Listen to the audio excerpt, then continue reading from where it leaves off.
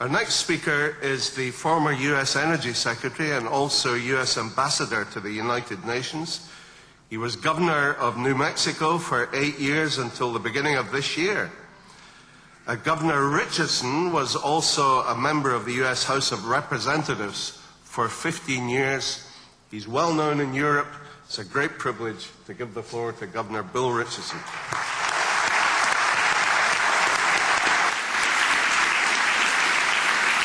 Thank you. Thank you very much. Thank you. Thank you. My thanks to Mrs. Hajaghaei, to all of the organizers of the event. I want to also pay tribute to the European leaders that are here. Obviously, the European Parliament, the EU, have been moving in the right direction. Struan, Dirk, Alejo.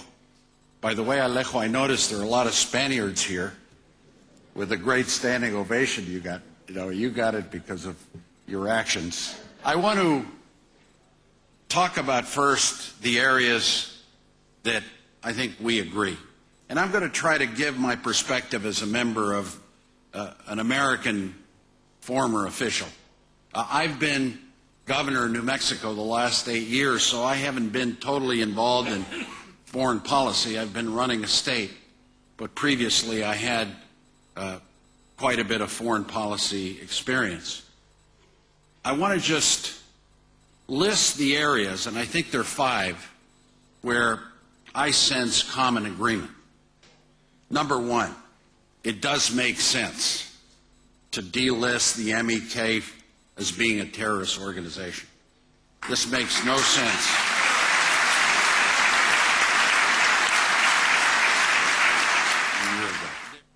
I also want to thank Judge Mojahedin because I think he's pointed out, at least when it comes to American policy, that there's been mistakes on both sides, on the Republican and the Democratic side.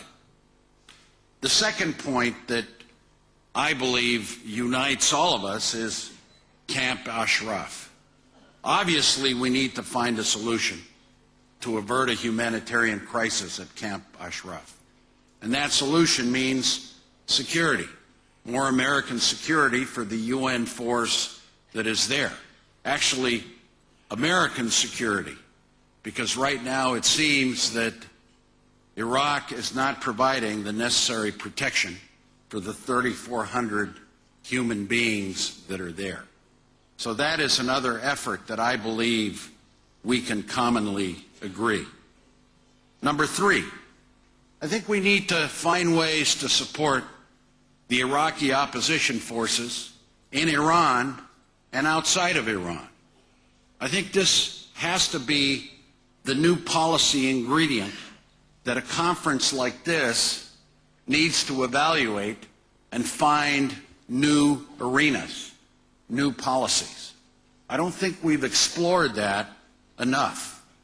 It is obvious that when I visited with Mrs. Hajaghaei yesterday, she is a woman of vision, she's a woman of intellect, who speaks many languages, who cares deeply about her people, and has a very good team surrounding them. A very good team. Now, what does that mean in terms of a new policy? It means that what happened in Istanbul in the last few days provides an arena for new opportunity and new policies. It is obvious that those that have advocated negotiation, like myself, dialogue, diplomacy, now have to realistically look at the results of that policy. And it is obvious in Istanbul that the Iranian government was not serious. They wouldn't accept a discussion on the fuel cycle and providing a fuel cycle for Iran that the European Union had presented. They refused to look at IAEA procedures to inspect some of the nuclear facilities in Iran. And they set preconditions of eliminating sanctions before we even talked. It was not a serious effort And I believe this means that new policies need to be looked at. Now, in terms of other steps that we can take, obviously we need to condemn the executions that just took place, push for democratic change in Iran, and by the way, I think we have to stand also with the Russian people in light of the recent tragedy that they had at the Moscow airport.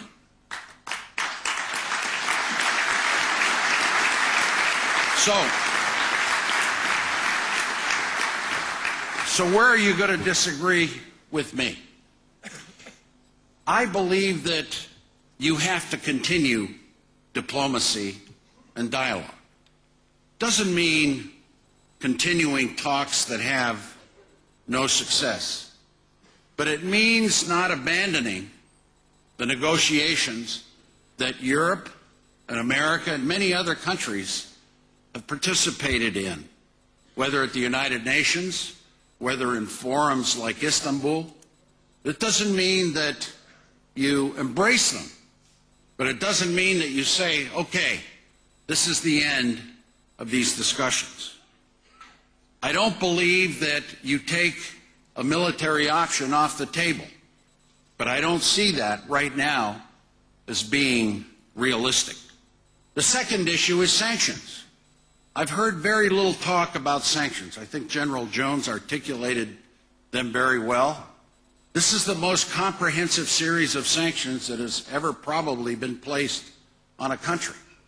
And the sanctions have been strengthened in the last 2 years because of the strong participation of the European Union and the United States working together. I fail to think why sanctions might not eventually have an effect. 1/2 of Iran's gasoline is imported. A large part of its foodstuffs are imported too. So I believe those sanctions need to be continued, strengthened, retooled, perhaps expand them, as Mrs. Hajaghaei elucidated in her discussion. My last point is America. America can't do it all. You know, I've noticed all the recommendations. America needs to do this. We need to change here. We can't do it all. In fact, our history in Iran has not been the best, if you recall. But I do believe we have a president that understands the importance of engagement. A president that understands that the world is full of diverse cultures and people, and understands that change comes from the population itself. So I am delighted to be with you. Thank you.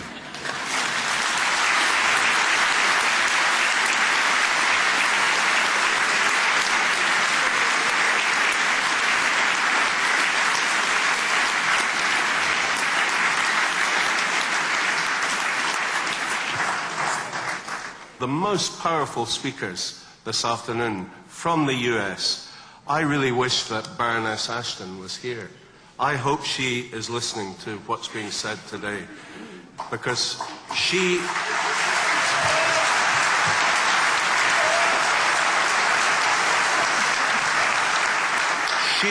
met the mouthpieces of the Iranian regime in Istanbul, and she knows the pointlessness of trying to negotiate with them.